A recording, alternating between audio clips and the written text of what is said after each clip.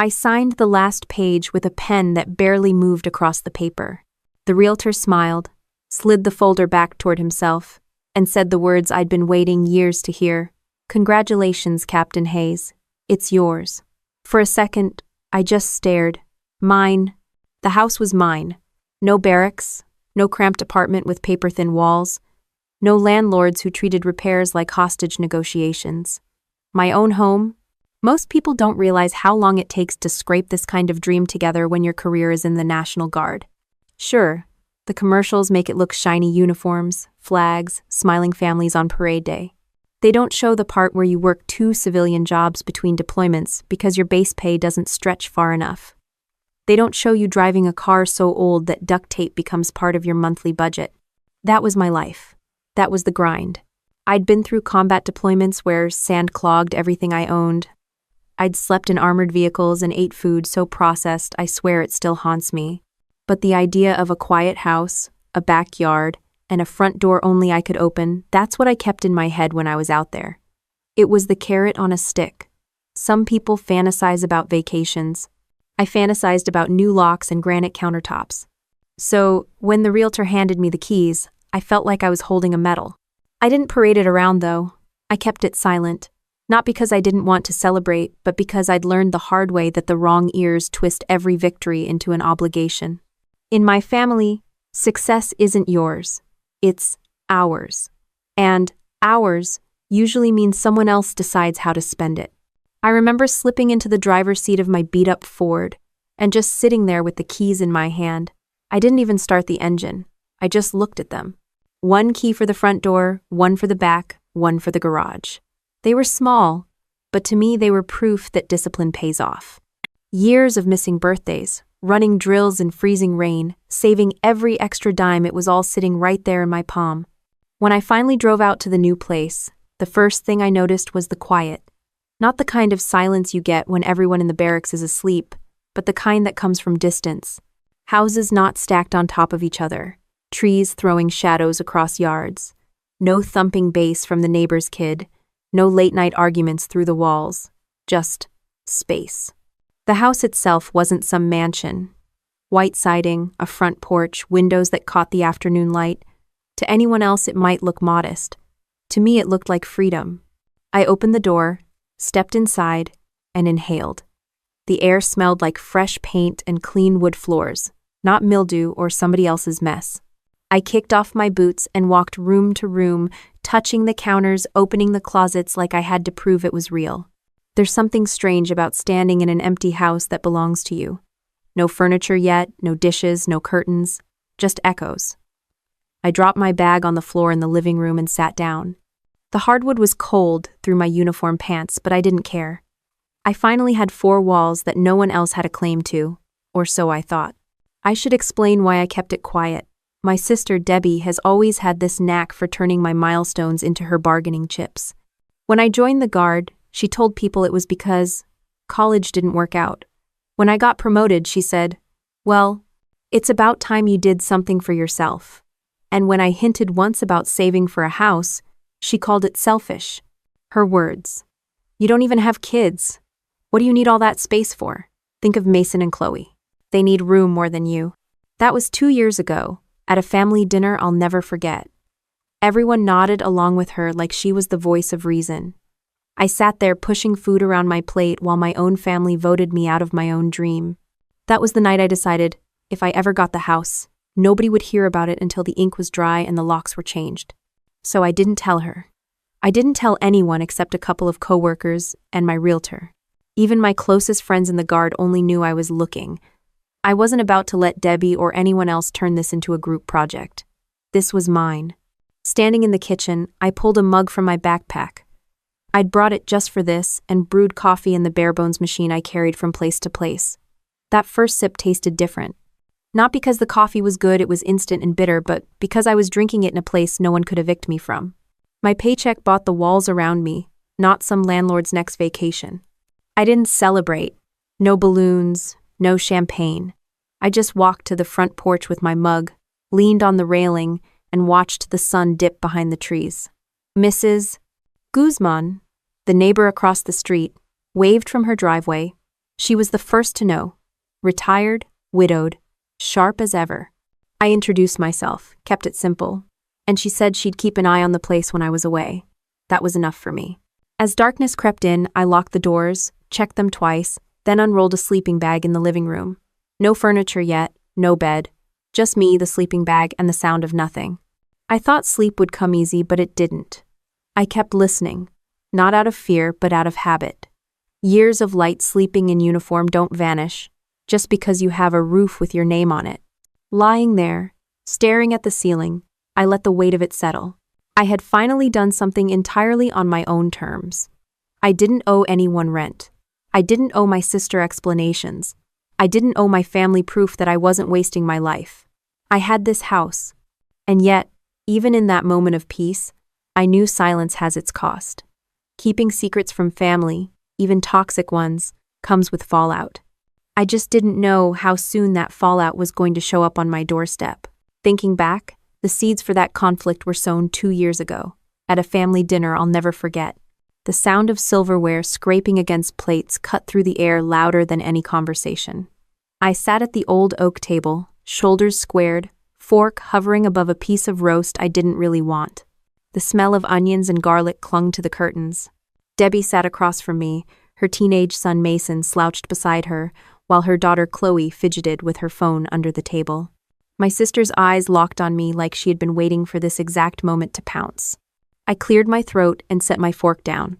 "I've been saving for years," I said, steady but quiet. "I'm finally ready to buy a house." For a split second, silence. Then a chuckle from Mason, muffled by mashed potatoes. Debbie's lips curled into a smirk that could slice glass. "You?" she asked, leaning back in her chair. "You don't need a house, Lillian. You're barely even home. What are you gonna do? Rattle around in some empty place all by yourself?" I kept my voice calm. "I've served in the Guard for 20 years. I've worked extra jobs. I think I've earned a little space of my own." Debbie stabbed her roast with her fork like she was proving a point. "Space? Please. I have 2 kids crammed into one bedroom. Mason's almost 6 feet tall. Chloe's about to start high school. They need space. You don't. You're one person. You should be helping us, not wasting money on some house you don't need." I felt heat climb my neck, but I kept my jaw tight. It wasn't the first time she tried to turn my choices into her entitlement. Around the table, the others stayed quiet. Our Aunt Janice nodded slightly, like Debbie was laying down the law. No one looked at me. Talia, one of Debbie's friends who somehow always found a way to be at family dinners, leaned forward with her wine glass. "Honestly, Lillian," she said lightly, "it does seem a little selfish. You'll just sit in that house alone while these kids are sharing bunk beds." I caught Mason rolling his eyes, but he didn't argue. Debbie smiled at Talia's backup like she'd hired her to play defense. "Selfish?" I asked. My voice stayed even, but my heart was pounding. I gave up weekends, holidays, and half my paycheck to make sure these kids had shoes and books. I've been sending money back home for years. If I want to live in peace for once, that's selfish? Debbie didn't blink. "Yes, because family comes first. And when you're gone on deployment or training, who's here holding things together? Me. So don't tell me about sacrifice. I've been raising kids while you've been off. Playing soldier." That cut sharper than I expected. Playing soldier. I clenched my hands under the table. Images of late-night convoys and medevac helicopters flashed in my head. The weight of armor. The sting of sand in my eyes. The nights I wondered if I'd see daylight again. Playing soldier. I looked around the table. No one met my eyes. Janice pushed peas around her plate like a child caught in a lie. Mason chewed slowly, eyes on his plate, pretending he hadn't heard. Chloe kept tapping her phone. Debbie leaned forward. "You don't need a house. What you should do is help your family. If you've saved all this money, then you should think about Mason's college fund, Chloe's school supplies, or maybe helping us move into a bigger apartment. That would actually make sense. A house for you? That's just ridiculous." Her voice rang out like a gavel slamming in court. For Dick delivered. I forced a smile, the kind you plaster on when you've already decided the fight isn't worth it. I picked up my fork again, stabbing the roast that had gone cold on my plate. Inside, though, something cracked. I had spent years imagining my family cheering me on when I finally made this dream real. A house wasn't just four walls to me. It was proof that discipline, saving, and sacrifice add up to something. But sitting there, surrounded by people who thought I was out of line for wanting it, I realized that if I ever did buy the house, I couldn't share it with them. Not in celebration. Not in trust. Not in anything. Debbie leaned back with a satisfied sigh, sipping her wine like she'd won a case in court. Mason asked if there was dessert. Chloe asked if she could go to her friend's house after. Life went on like nothing had just been declared. I excused myself early. In the hallway, I wrapped my scarf tight, pulled on my coat, and slipped out the door without looking back. The night air was sharp, almost bitter, but it cleared my head more than that dinner table ever could. I walked to my car, each step steady, each breath measured. My hands didn't shake when I gripped the steering wheel. I knew right then that if I wanted peace, I'd have to claim it on my own terms. And the first rule of claiming anything in my family was silence. I didn't call Debbie the next day. I didn't update the group chat. I didn't say another word about the house, the savings, or my plans. I kept my head down at work, answered deployment calls when they came, and saved every extra cent I could. If my family thought my dream was ridiculous, they'd never hear about it again. But their laughter at that dinner table stayed with me. Debbie's smirk burned into my memory. "You don't need a house," she'd said. Maybe not in her eyes. But in mine, it wasn't about need. It was about finally choosing something for myself, without permission, without a committee vote, and without her approval. That night, sitting in my car with the heater blasting, I promised myself two things. One, I would buy the house no matter how long it took. And two, when I did, Debbie would be the last to know. The smell of gun oil never really leaves your hands. Even years later, after dozens of showers, it clings to your memory like a second skin. I remember the nights in Iraq when the desert wind cut through every layer of gear and the only warmth came from body heat trapped inside my vest. You'd think fear would keep you awake, but it was discipline. Fear makes you reckless. Discipline keeps you alive. Our platoon had been moving through a stretch of road outside Mosul, the kind where every pile of trash looked like it could hide an IED. My job wasn't glamorous. I wasn't a sniper or some Hollywood hero. I was a logistics officer with a rifle, making sure supplies didn't get blown up before they reached the guys who needed them. But danger doesn't care about your job title. Out there, everyone's a target. The convoy stalled when the lead vehicle spotted wires crossing the road. The sun beat down, sweat rolling under my helmet. My heart wanted to race, but training pinned it down. Nobody spoke above a whisper. We all knew rushing forward would mean someone's name getting read at a memorial back home. So we waited. 10 minutes, 20, almost an hour, crouched in silence, scanning rooftops for movement, rifles trained on shadows that never moved. Patience in those moments was brutal. You want to run, to do something, anything.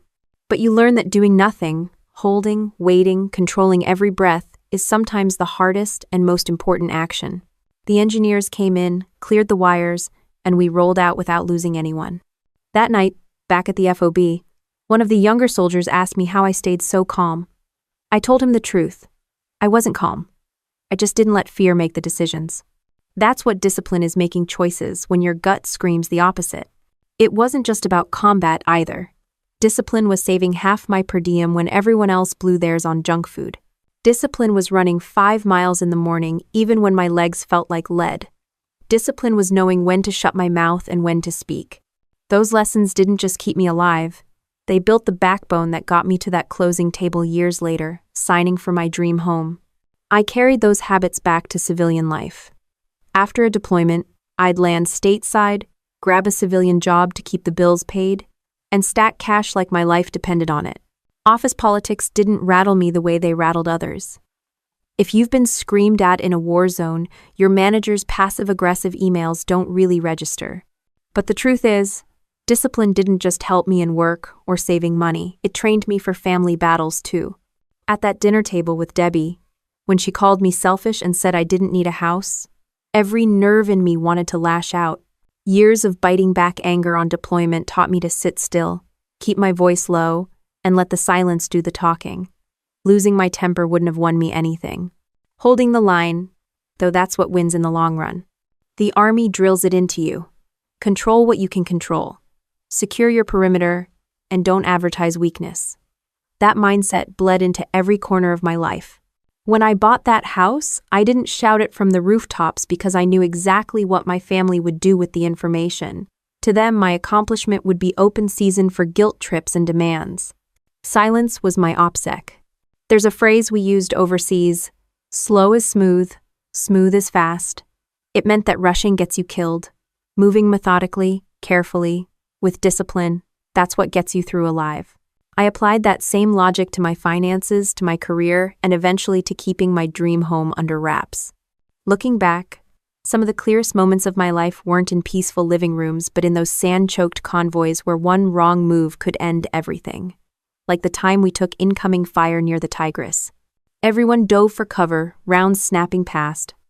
My instinct wanted me to fire blindly into the night. Training told me to breathe, aim, and hold until I had a target.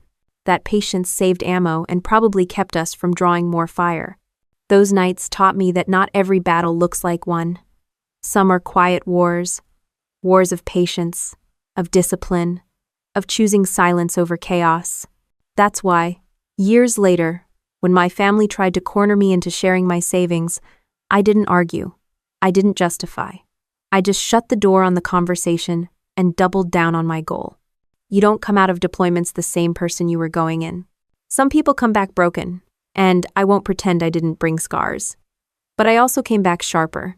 I knew how to endure, how to keep focus when the world spun out of control.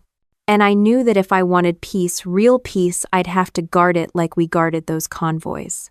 Every dollar I saved was another checkpoint passed. Every temptation I ignored was another IED avoided. Every family jab I swallowed without response was another mission completed without casualties. That's how I saw it. That's how I lived. And when the time finally came to buy the house, I didn't feel surprised. I felt prepared, just like a mission I'd trained for months to execute. Walk in, sign, secure the objective, and hold the ground. So when I walked through those empty rooms with the keys in my pocket, I wasn't just some lucky homebuyer. I was a soldier who had finished a campaign. And as I stood there, running my hand along the smooth banister, I thought about every convoy, every freezing morning run, every night spent staring into darkness waiting for a threat to show itself. All of it led here. That's why Debbie's words at that dinner table couldn't touch me. She hadn't been there in the desert. She hadn't spent nights checking doors and scanning rooftops. She hadn't counted dollars like bullets, measuring out survival one paycheck at a time. She didn't know what it meant to live by discipline. I knew, though. And I knew that discipline would be the same weapon I'd need to keep my home safe from anyone who tried to take it from me, even my own blood. The grill smoked just enough to sting my eyes as I flipped a burger with one hand and balanced a paper plate in the other. The backyard wasn't anything fancy, patchy grass, a couple of lawn chairs and a folding table I borrowed from a buddy at work, but it was mine. For once, the voices around me weren't barking orders or arguing over family drama. They were laughing. A couple of fellow guardsmen swapped stories about a botched training exercise. Helen Guzman, my neighbor across the street, passed around a tray of homemade empanadas like she'd known me forever. It wasn't a big party, not even close. I kept it small on purpose. People I trusted, people who didn't measure my worth in square footage or bank balances. No Debbie, no lectures, no guilt trips. Just a handful of coworkers, a few friends from the guard, and neighbors who had already proven they knew how to mind their own business. The sun dipped lower, streaking the sky orange, and the sound of kids chasing each other mixed with the hiss of the grill. It felt like the kind of normal I'd been chasing for years. I leaned against the porch rail, plate in hand, watching as my guests filled the backyard. Nobody was judging the furniture or asking how much I'd paid. They were just happy to be here. I should have known peace never lasts. At some point, one of my guard buddies decided to snap a group photo. "Come on, Captain, get in here," he said, holding up his phone. I squeezed into the frame, grinning like I hadn't in a long time. It was a harmless photo, people shoulder to shoulder, burgers in hand, me in the middle looking like I actually belonged somewhere. Later that night, after the last guest left and I was washing plastic cups in the sink, I saw the photo pop up on social media. My buddy had tagged me, captioned it with some cheesy line about Captain Hayes finally off duty, grilling like a pro. I froze. The picture showed me on the porch, red front door in the background, the the kind of detail anyone in the family could recognize if they wanted to. My stomach tightened. I hadn't planned on telling Debbie about the house. Not now, maybe not ever. I didn't need her commentary or her endless list of reasons why I should have spent the money differently. But one photo online could undo months of careful silence. I clicked through the comments. Friends laughing, neighbors chiming in. No Debbie. Not yet. But I knew her habits. She scrolled more than she lived. It was only a matter of time before she saw it. The next morning, I brewed coffee and sat at the kitchen counter, phone in hand, staring at that photo like it was a landmine waiting to go off. Sure enough, by noon, my phone buzzed with a text. Debbie, nice house. When were you planning to tell your own sister? No emojis, no exclamation points. Just that flat tone she used when she wanted me to feel guilty. I didn't answer. Not right away. I walked from room to room, coffee mug in hand, feeling my blood pressure climb. She wasn't asking because she was happy for me. She was staking a claim. Another text came. The kids would love a backyard like that. Maybe we'll come by this weekend. Not, can we visit? Not, congrats. Just an assumption. Like my front door was revolving and she already had the code. I put the phone down on the counter and rubbed my temples. I should have locked my social media years ago. Better yet, I should have smashed the damn phone that night, instead of letting that photo circulate. Discipline, I reminded myself. Don't react. Don't take the bait. But deep down, I knew Debbie. This wasn't curiosity. This was reconnaissance.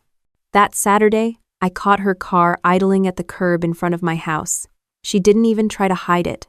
I watched from the living room window as she leaned against the steering wheel, Mason and Chloe in the back seat. She texted me while she sat there.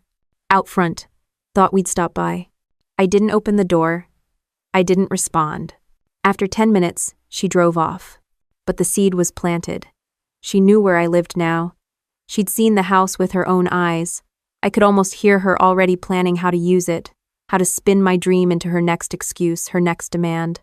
The following week, she came again. This time, she didn't text first. She knocked, loud and impatient. When I opened the door a crack, she pushed past me like she owned the place. Wow, she said, turning in a slow circle in the entryway. This is nice. Her tone wasn't admiration. It was assessment, like a realtor sizing up square footage. I crossed my arms. Don't get comfortable. This isn't a tour. She ignored me, of course, wandering into the kitchen, opening cabinets, running her hand along the counters. Mason would kill for a kitchen like this. And Chloe. Oh, she'd love having her own room upstairs. You've got 3 bedrooms, right? I clenched my jaw. 2.5, and they're not for Chloe. Debbie spun around, fake smile plastered on. Relax, Lil. I'm just saying, this is way too much space for one person. You'll get lonely rattling around in here. It only makes sense to share it with family. There it was.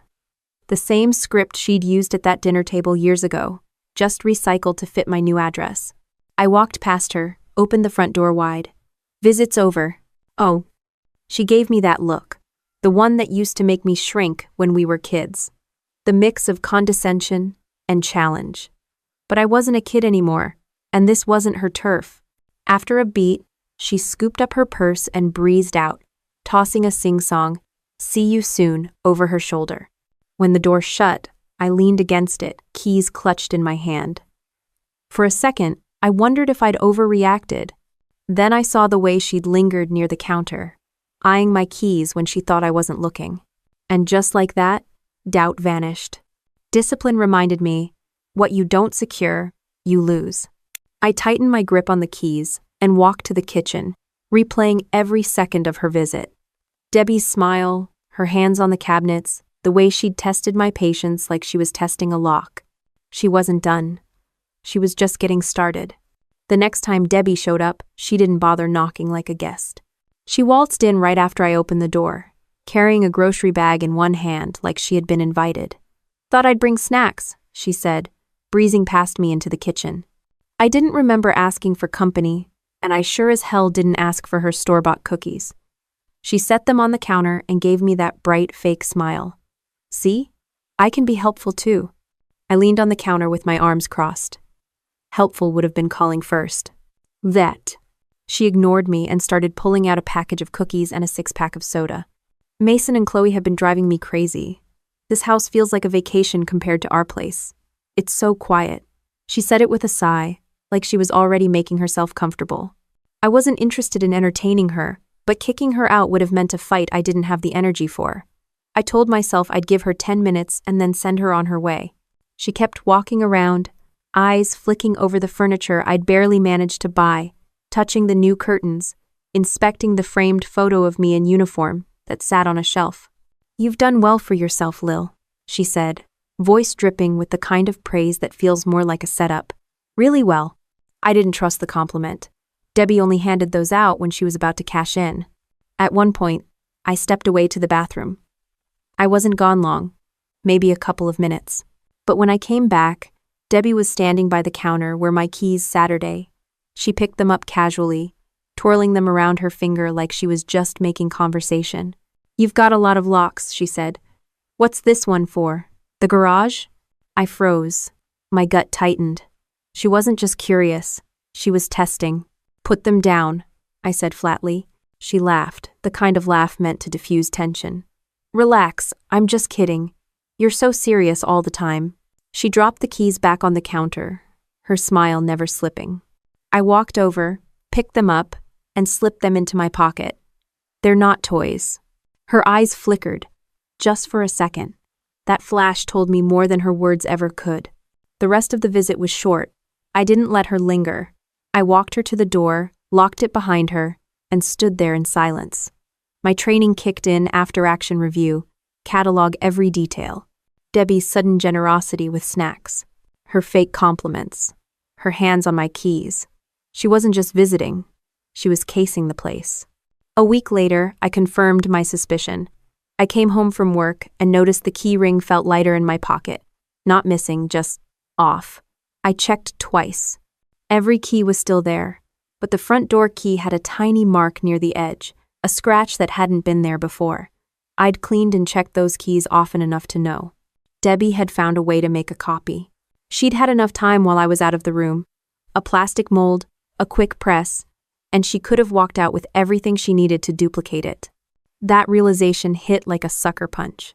I called one of my buddies from the Guard who now worked in private security. He confirmed what I already suspected. "Yeah, it doesn't take much," he said. "Some people carry soft plastic just for that. Press the key in, boom. Hardware store can cut a copy in 10 minutes. May?" I sat at the kitchen table, turning the key ring over in my hand, the weight suddenly heavier. She'd crossed a line. Not just with me, but with the law. But how do you accuse your own sister of stealing your house key without looking paranoid? Discipline told me not to jump the gun. Instead, I decided to watch, to prepare. That night, I put the keys on the counter again, but this time, I set up a small camera in the corner of the kitchen. Not obvious, not flashy, just enough to record if she ever tried again. I wasn't going to confront her without proof. The next time she visited, she didn't touch the keys. She didn't even glance at them. Too careful. That almost confirmed it more than if she had grabbed them again. Debbie wasn't dumb. She was bold, but she knew how to cover tracks. I caught her wandering upstairs instead, peeking into closets, opening doors, commenting on the size of the rooms. "You don't even use half this space," she said, shaking her head. "It's such a waste." I followed close behind, arms crossed, saying nothing. She filled the silence herself. "Chloe would love a room like this. Mason could finally spread out instead of sleeping in that shoebox at our place. I mean, really, Lil? What are you doing with all this room? You don't even have kids." Her tone wasn't casual anymore. It was a probe, testing for weakness, testing if I'd cave, if I'd let her stake a claim. I didn't answer. I just guided her back downstairs, opened the front door, and waited. When she finally left, the smile on her face wasn't warm or sisterly. It was sharp, like she'd just won a round I didn't know we were playing. I shut the door, locked it, and double-checked the windows. Then I walked back to the counter, picked up the keys, and shoved them into a drawer. I didn't trust her anymore, and I wasn't about to pretend otherwise.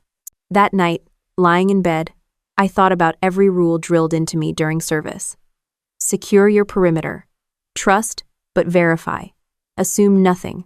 Debbie wasn't a random burglar, but in some ways, she was worse. A burglar takes what they can and runs. Debbie wanted to take everything and then invite people over to celebrate in my living room. I closed my eyes, fists clenched under the blanket. She had a copy of my key. I knew it, and sooner or later, she was going to use it.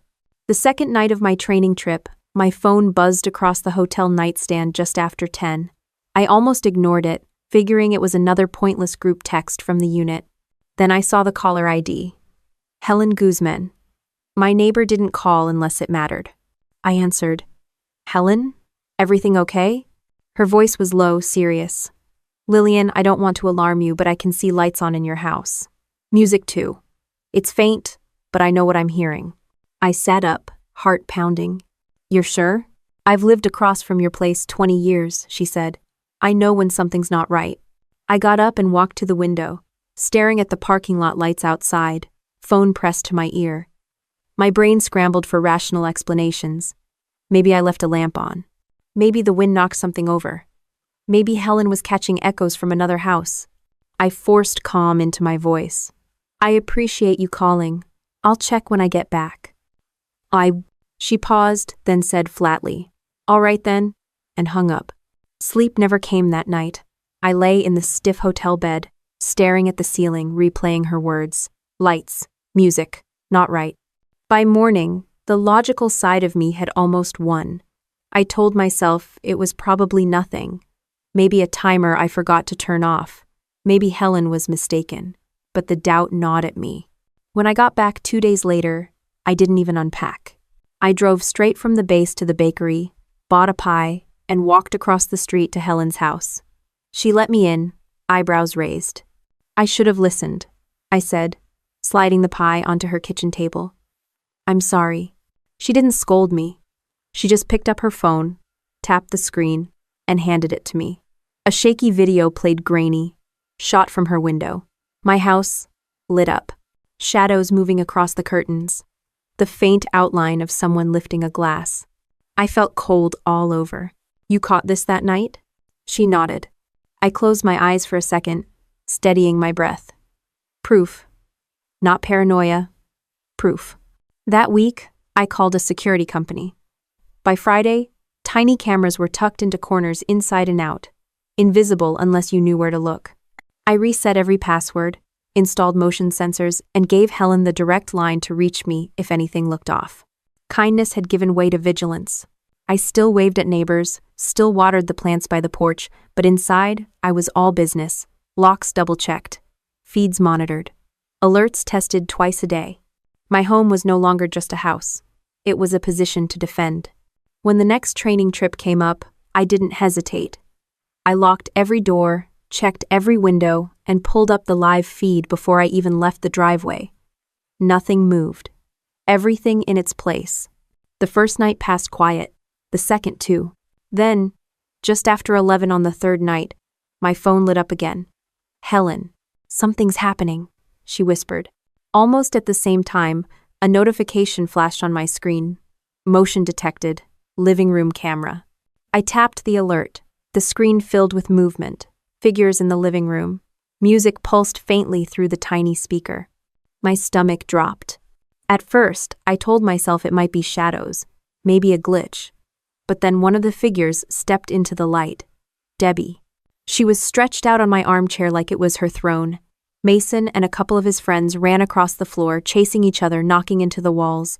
Debbie raised a glass high, her voice carrying even through the poor audio. My throat went dry. It wasn't strangers. It wasn't a break-in by chance. It was my own blood, holding court in my living room like she owned it. I gripped the phone until my knuckles turned white, forcing myself not to hurl it across the room. Every instinct screamed to call her right then, to shout through the speaker, to demand what gave her the right. But the soldier in me knew better. Shouting was noise. Noise was an action. I stayed on the feed, watching them laugh, pour drinks, clink glasses. Talia was there too, of course hovering in the kitchen, pulling out dishes I'd barely used. Kids stomped upstairs, doors slammed, Feet pounded against the floorboards. My quiet home shook with chaos, even through a screen.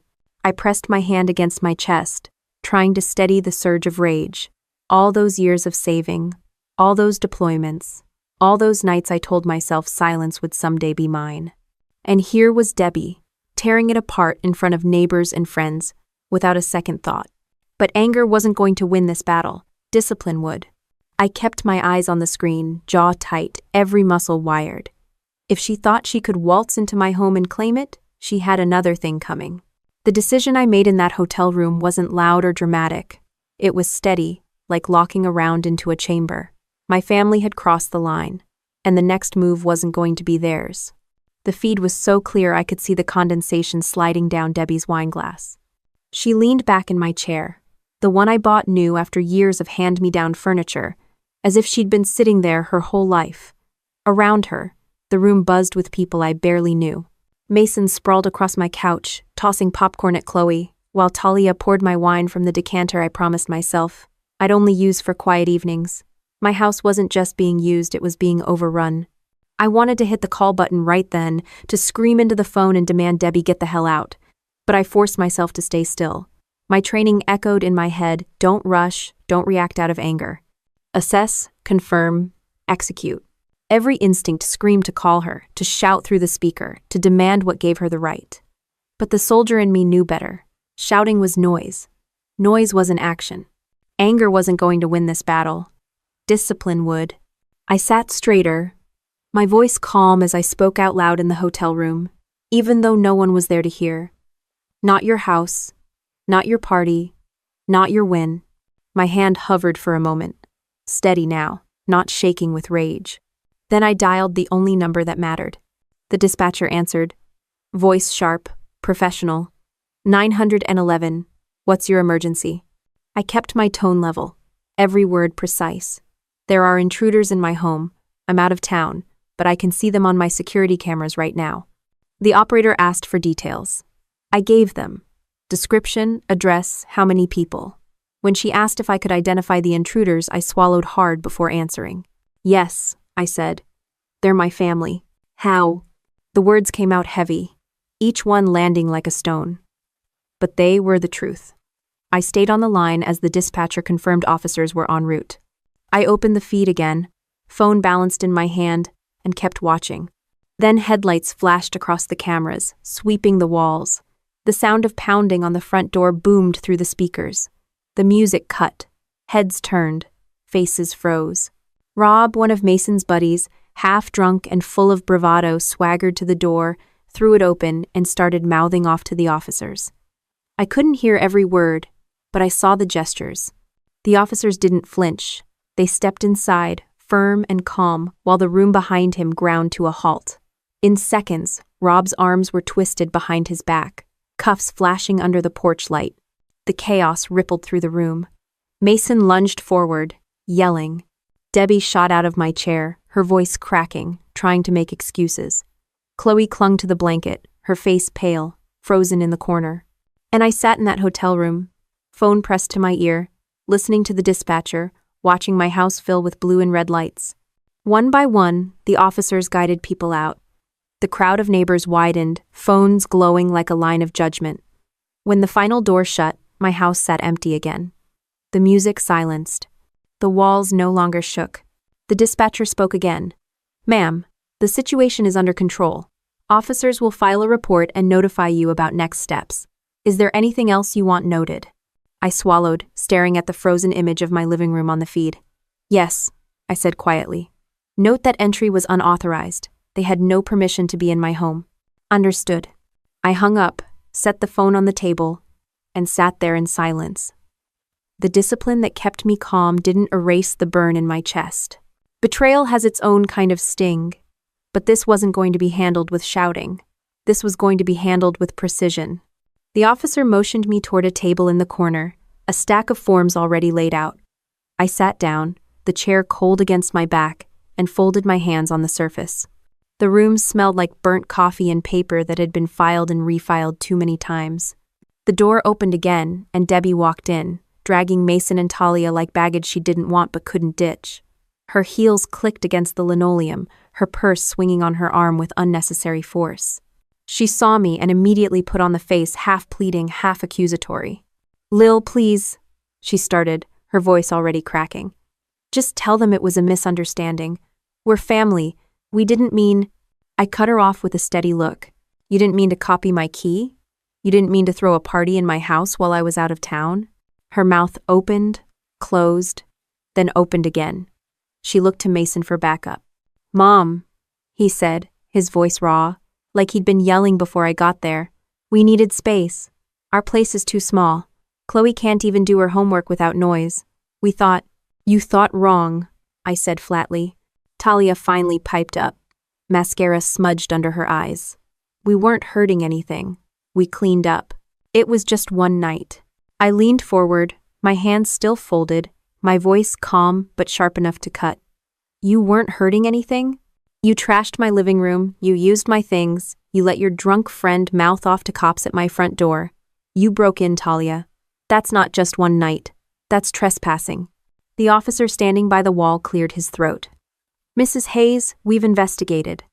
It appears your sister used a mold to duplicate your key during a previous visit. From there, duplicates were made." Debbie's face drained of color. She shot a look at Talia, who stiffened but said nothing. I let the silence stretch, the weight of their choices hanging heavy. Then I spoke again, voice even. "You stole from me. Not money. Not things. You stole the peace I worked 30 years to earn. And you thought you'd get away with it because we're family." Debbie's eyes filled, but it wasn't remorse. It was anger, dressed up as tears. "You don't understand. We're drowning. Bills, rent, everything.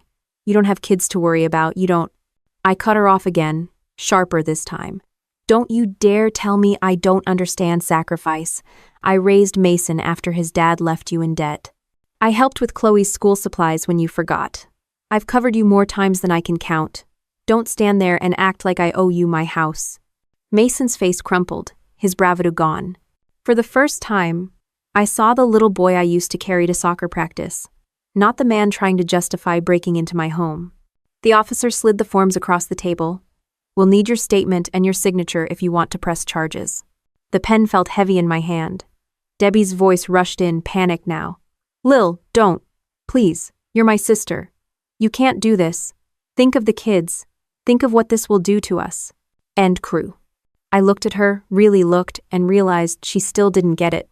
She wasn't sorry. She wasn't apologizing. She was bargaining, trying to wriggle out of the net she'd walked into. I signed. The ink bled into the paper, smooth and final. Debbie gasped like I'd shot her. Mason dropped his head into his hands. Talia muttered something under her breath, too quiet to catch. The officer collected the forms, noting the time. "Thank you, Mrs. Hayes. We'll proceed." I mauled her, the rest of the room blurred. Debbie's voice faded. Mason's sniffles dulled. Talia's glare bounced off me like rain on armor. All I heard was the scratch of the pen, the sound of boundaries being drawn. I stood, my chair scraping against the floor, and looked Debbie in the eye one last time. "You wanted my house," I said evenly, "but you lost me instead." Her lips trembled, words failing her for once. I didn't wait. I walked out, the click of the station door shutting behind me louder than any argument we'd ever had. The night air outside was cool, sharp. I took a breath so deep it felt like my first in years. For the first time in a long time, I wasn't carrying Debbie's weight on my shoulders. I wasn't free of the fallout that would come, but I was free of the illusion that family meant I had to keep sacrificing. That, more than anything, steadied me as I walked to my car. When I got back to the house, the silence was heavier than usual. The locks clicked into place behind me, but it didn't feel like safety yet. It felt like aftermath. I walked through each room, noting every mess they'd left behind. Couch cushions scattered on the floor, crumbs ground into the rug, wine stains blotched across the counter. Upstairs, Chloe's blanket was still balled up on my bed, the smell of perfume clinging to the sheets. I didn't yell or cry. I grabbed trash bags and started cleaning. Every cup, every plate, every piece of evidence that they'd been here went straight into the bags. I wasn't preserving their fingerprints. I was reclaiming what was mine. By the time the sun came up, the house smelled of disinfectant, and the trash cans outside overflowed with the remnants of their party. But cleaning didn't erase the damage. News traveled fast in a town like this, and by Monday morning, the fallout had started. Debbie's mugshot wasn't public, but Rob's was. The video of him getting cuffed on my porch was already circulating online, neighbors whispering over it at the coffee shop. His employer saw it and dropped him within 24 hours. Mason got hauled into a disciplinary meeting at school. He wasn't arrested, but word spread. Coaches didn't want the drama, teachers gave him looks, and his chances at a scholarship shrank overnight. Chloe wasn't in trouble with the law, but middle school kids can be crueler than cops. By Wednesday, she was being teased about her new house and laughed at for showing up at someone else's home uninvited. Debbie's phone calls started almost immediately. First, it was frantic. "Lil, please, we can fix this." Then it turned angry. "You didn't have to go that far." Finally, it turned quiet, guilt-laden. "We're family, how could you?" I didn't pick up. Every voicemail got saved into a folder, right alongside the security footage and the police report. Evidence. The extended family weighed in too, of course. My cousin Marlene called, voice low, trying to play mediator. "Lillian, you know Debbie's always been a little reckless. Do you really want her kids to suffer for this?" I bit back the laugh that threatened to spill out. Suffer? Mason was old enough to know right from wrong. Chloe would survive a few playground taunts. Debbie had brought this on herself, and I wasn't carrying her anymore. I answered Marlene with one sentence. "If I had broken into your house and thrown a party, would you be calling to defend me?" She went quiet, muttered something about just trying to keep the peace, and hung up. Word spread further than family. At the base, a few fellow guardsmen pulled me aside, some smirking, some serious. "Heard you had to call in backup on your own family," one of them joked. I shrugged it off. Better they laugh than pity me. Another just nodded, serious as ever. "Boundaries are hard, but you drew yours. Good on you, Captain." The respect mattered. Soldiers know the cost of discipline. Civilians talk about forgiveness like it's free. Soldiers know every choice has weight. Meanwhile, Debbie kept pushing. She showed up at Helen's house one afternoon, pounding on the door, trying to get her to intervene. Helen told me later that she didn't even open the screen. "Not my business," she said, shutting Debbie down with the same bluntness she'd used when she first warned me. Other neighbors weren't so neutral. Some avoided me altogether, afraid of being caught in the drama. A couple went out of their way to tell me I'd done the right thing. "Family or not, that was your house," Mr. Johnson said while walking his dog. "You worked for it. You earned it. No one else gets a vote." Amber, each comment, each nod, each quiet moment of support chipped away at the guilt Debbie tried to load on me. But guilt has a long shelf life, especially when it's baked into years of obligation. Late at night, I'd sit at the kitchen table, staring at the empty chair across from me, the one Debbie had leaned back in, glass in hand, claiming my space as hers. Sometimes the echo of her laughter rang louder than the silence. That's when I'd open the folder. Police reports, video clips, photos, proof. Hard evidence that this wasn't paranoia, wasn't some overreaction I'd regret later. Proof that I had been violated in the one place I was supposed to be safe. And every time, it steadied me. Weeks rolled by, each one stretching further between her calls. Mason kept his head down at school. Chloe stopped showing up at sleepovers. Debbie's friends pulled back, unwilling to risk their own reputations. The Whitman family that once seemed so loud, so demanding, so entitled, it shrank down to whispers and silence. Some in the family started calling me cold. "She's your sister," they'd say. "Blood is blood." But blood doesn't give you the right to invade, to steal, to claim. Blood doesn't erase boundaries. I didn't defend my country for 20 years just to hand over my house because someone shared my last name. What surprised me most wasn't the betrayal itself. It was how quickly the world moved on without her. Debbie had always acted like the sun rose and set on her problems, like everyone else should orbit around her chaos. But once the reports were filed, once the neighbors moved on to other gossip, once the fallout landed squarely on her doorstep, life went on without her. And for the first time in years, I felt lighter. I wasn't naive. I knew she might try again someday, in some way. Manipulation was her skill set, after all. But I had boundaries now, reinforced with more than locks and cameras. I had proof, support, and the kind of discipline you don't unlearn after decades in uniform. The betrayal hurt, but it didn't own me. I stood on the porch one morning, coffee in hand, watching the street as the sun came up. Helen waved from across the way, her little dog tugging at the leash.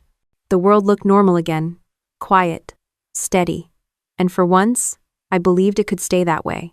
Inside, the house felt mine again, not because Debbie had stopped circling, but because I had stopped letting her in. The first weekend after the dust settled, I called a locksmith. He showed up in a white van with a battered toolbox, no questions asked, no small talk. I stood by as he replaced every lock on every door, swapped out the deadbolts, and even suggested a reinforced strike plate for the front entry. Military grade, he said with a grin. I just nodded. If only he knew how much that phrase meant to me. When he finished, I tested each lock myself, the solid click of new steel sliding home. For the first time since Debbie forced her way into my house, I felt something close to secure. Not safe forever, nothing in life is guaranteed, but secure enough to breathe without second-guessing every shadow. I didn't stop there. I called the security company again and upgraded the system. Cameras with better resolution, alerts tied to my phone, passwords, so complex even I had to write them down. Some might call it overkill. To me, it was insurance. Not against strangers, but against the people who once thought my silence was weakness. Once the work was done, I opened the windows. The fall breeze swept through, carrying the smell of fresh-cut grass and a neighbor's barbecue. I brewed a pot of coffee, stronger than usual, and poured 2 mugs.